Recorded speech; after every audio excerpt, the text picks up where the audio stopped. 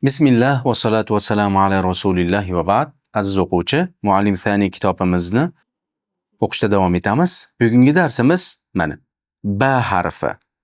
Ba harfini boshida kelishi, ba harfini o'rtada kelishi, ba harfini oxirida kelishi.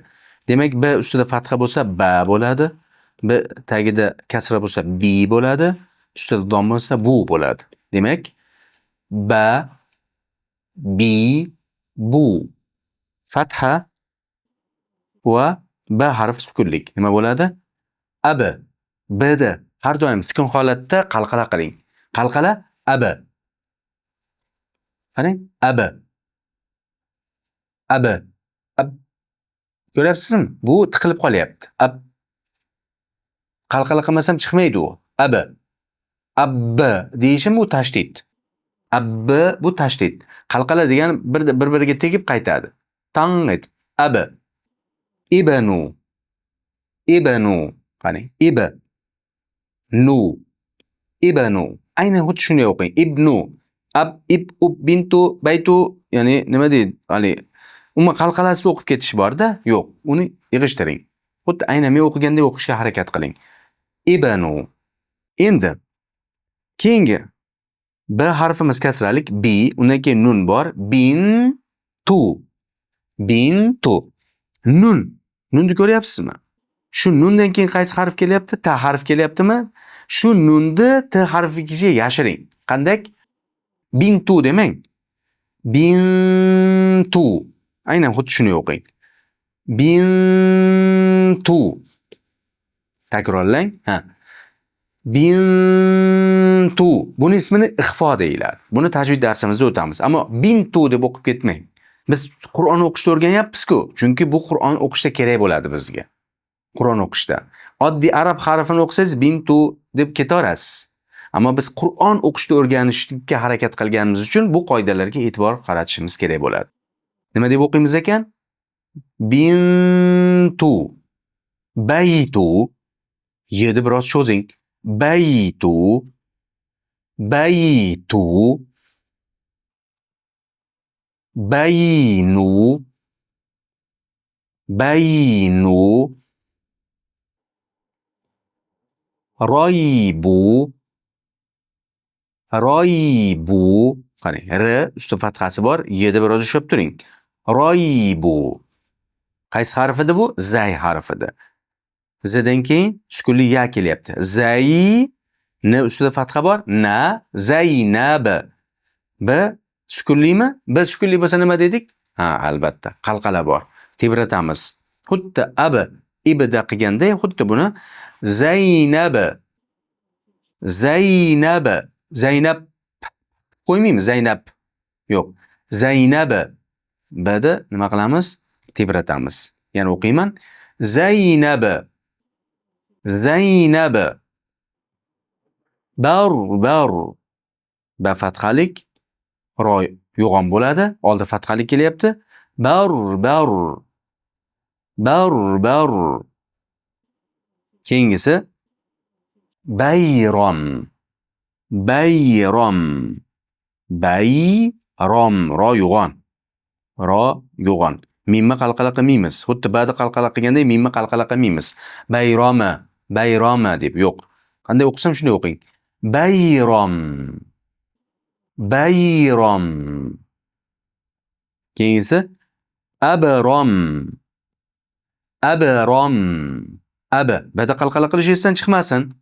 Abrom demang. Abrom. Yana takrorlayman.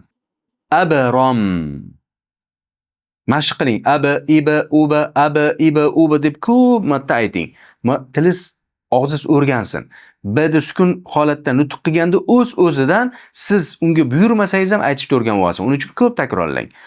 Abrom. Minbar. Mana shu yerda ham qoida bor. Bu qoida minbar. To'g'ri. Mana bu nun b'ga yo'liqib kelyapti. Ko'ryapsiz-a? Mana qarang. Nun b harfiga yo'liqib kelyapti. B harfiga yo'liqib kelsa, nima bo'ladi? Nunimiz mimga almashib ketadi. Bu qoida esdan chiqarmang. Nun b harfiga yo'liqib kelgan bo'lsa, nima bo'ladi?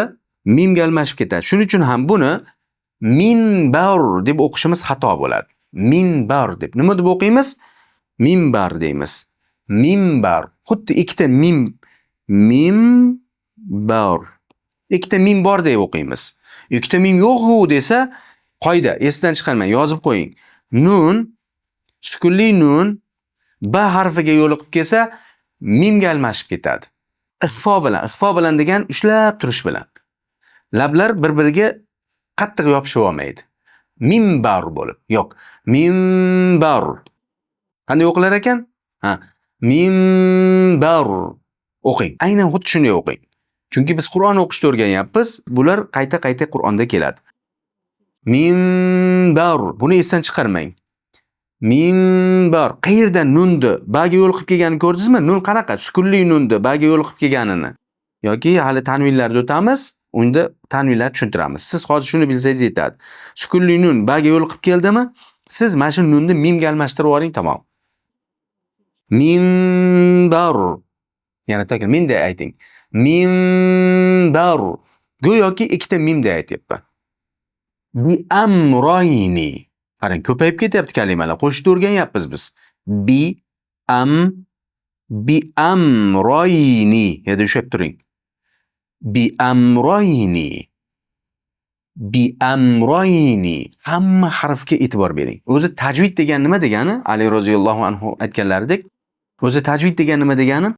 Ali roziyallohu anhu aytganlaridek, mana bu harflarni hammasini to'liq haqini berish. Ana shunda biz tajvid bilan o'qigan bo'lamiz. Bi amroyni. Bi baytam. Ikkita ba bor. Bi ba. Bi bayya dushab turamiz. Tayni. Bi baytayni. O'qing. Bi baytayni. Aynan meni nutq qilganimdek siz shu tartibda o'qib chiqsangiz, siz Qur'onni boshqacha o'qishni boshlaysiz. Tajvid bilan o'qishni boshlaysiz inshaalloh. Qarang. Min baroyni. Min baroyni. Biz yuqorida bu yerda qanaqa qoida o'rgandik? Yozib qo'ying. Nun baga yo'liqib kelsa, nimaga? Mimga almashib ketadi. Buni o'rganib oling. Nun, sukunli nun baga yo'liqib keldimi, mimga almashib ketadi. Mim bo'lib qoladi bash. Shuning uchun ham Qur'onda shunaqa holatlarda ustiga mim yozib qo'ygan. Bu degani, ey qori, mana bu nunni baga yo'liqib kelib qoldi, uni mim o'qi degani. Nima deb o'qiymiz? Min baroynimi? Yo'q. Mim baroyni. Biroz ushab turasiz. Mim baroyni. Xuddi men o'qigandek o'qing. Qarang. Mim ba. Min ba emas, min baroyni. O'qing. Min baroyni. Yana takrorlayman. Min baroyni. Mashaalloh, xuddi shunday. Zaynabayni. Zaynabayni. O'qing. Zaynabayni. Zaynabayni. Mana ba harfimizni ham tamomladik.